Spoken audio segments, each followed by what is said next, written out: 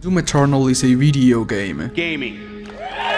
A video game where you kill demons from hell. No shit. The main differences between Doom 2016 and Doom Eternal are the graphics, the combat design, and most importantly, the overall tone of the game. Doom 2016 was darker and grittier, while Doom Eternal looks and feels like a comical morning show from the 90s. This has led people to believe that the lore of the game is lighthearted and is not as dark as its predecessors. That is incorrect. While Doom Eternal might look like an arcade video game, its lore is dark, grotesque, and really disturbing. And in this video, we're gonna go over another 3 disturbing facts about the lore of Doom Eternal. The Dark Lord is the leader of Hell's armies, not a king, but a warrior of the Dark Realm. Number 3. The origin of the Hell dimension. On the Ancient Gods Part 1, it was explained that the dimension of Hell was once a beautiful place, one filled with incredible civilizations that wanted and strived for only one thing, that being having absolute knowledge of every single thing in the universe. This dimension or universe was known as Jakad. Jakad was the first dimension that the god knowingly created. When God created the people of Jakad, he gave them one common attribute, that being ruthless ambition. The Jakadians will do everything in their power to achieve their goals. They were ruthless monsters disguised as human beings. Because of this, Jakad's denizens achieved marvelous things. They sought to create a paradise, one that they achieved to create. Yet, they cursed their mortality. This ruthless ambition to know it all was also a curse, as the Jakadians could not accept that they will eventually meet their end. Davad, which was the god tasked to protect Jakad, loved and cared for his people so much that he descended from the heavens and led the Jakadians to achieve this ultimate knowledge, which was the power of immortality. God foretold that eventually Davad will come to challenge him for the sake of his people and immortality, and that he would eventually threaten all of creation.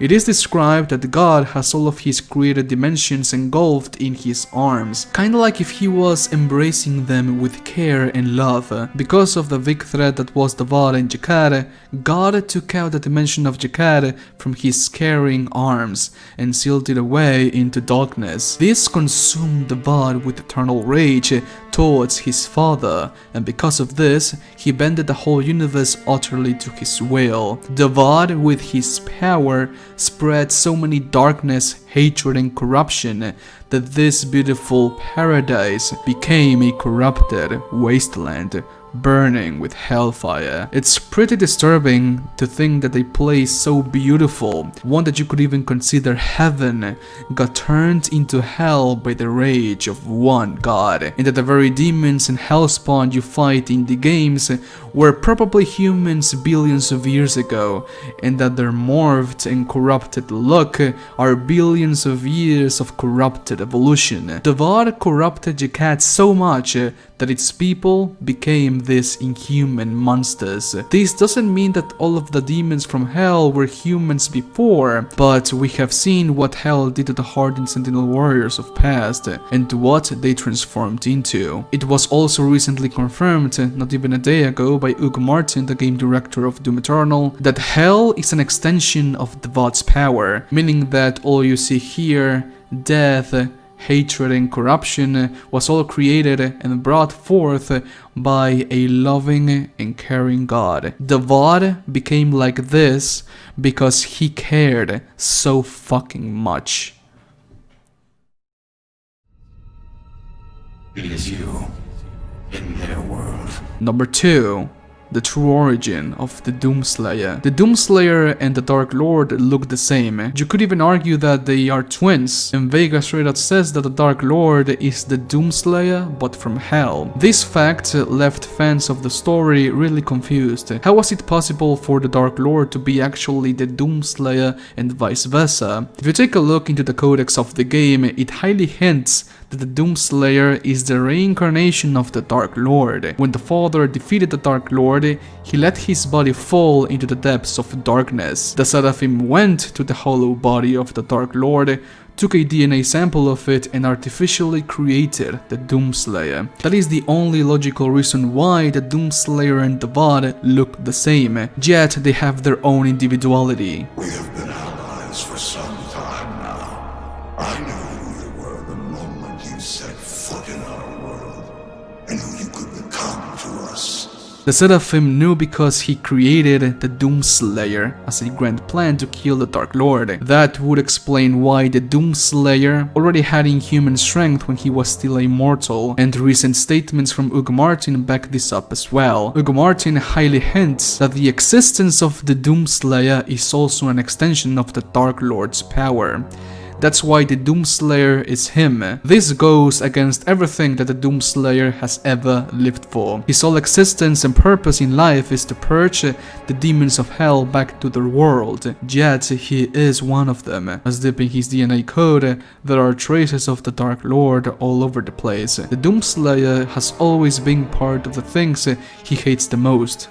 A demon from hell. This would explain why he tries to brush away the mark of the Slayer from his helmet all the way back in Doom 2016, as it is the mark of the primeval, one that the Dark Lord bears as well. Just imagine how it must feel that your ultimate enemy, one that killed billions of human beings, and one that killed even your family, was you all along.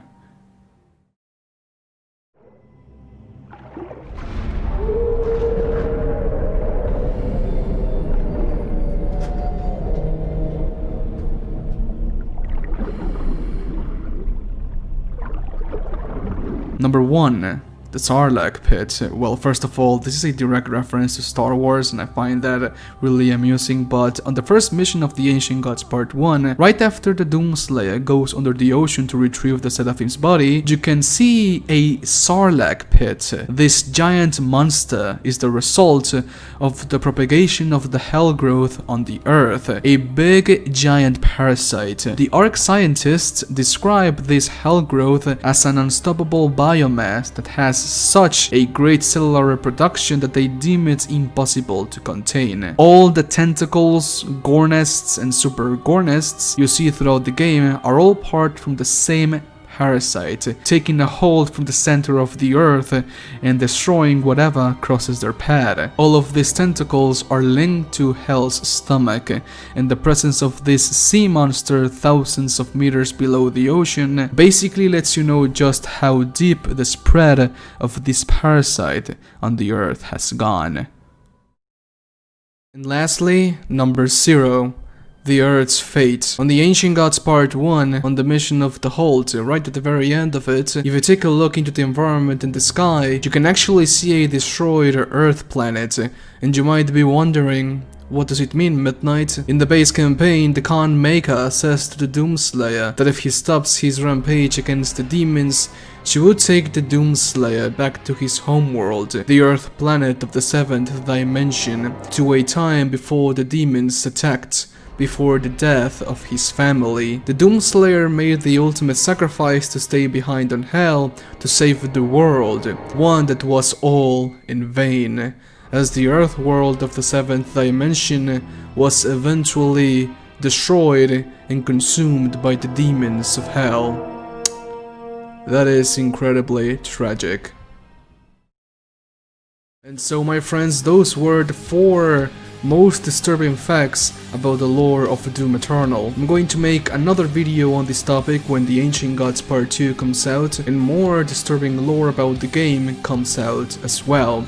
But for this, thanks for watching. And so, okay, Spartans, that was all the time I had for today's video. Please let me know what you think about this video down in the comment section. Leave a like if you did, and a dislike if you disliked it. That is completely fine. If you didn't like the video, leave a dislike right now. But if you did like the video, leave a like right now as well. Please subscribe if you like Doom. I make Doom content, and a lot of Doom content will come out with the Ancient Gods Part 2, so if you want to see those videos on the Ancient Gods Part 2, please subscribe as well. If you want to support the channel, join my Patreon. My Patreon is what supports everything. It's the pillar of this channel. Without my patrons, I wouldn't be able to do anything at all. So please, if you want to support the channel, the Patreon is down below as well. Be sure to follow me on my social media, Twitter, Twitch, and Instagram as well. All social media links are down below. Stay awesome, stay safe, have a lovely Saturday. Adios, bye.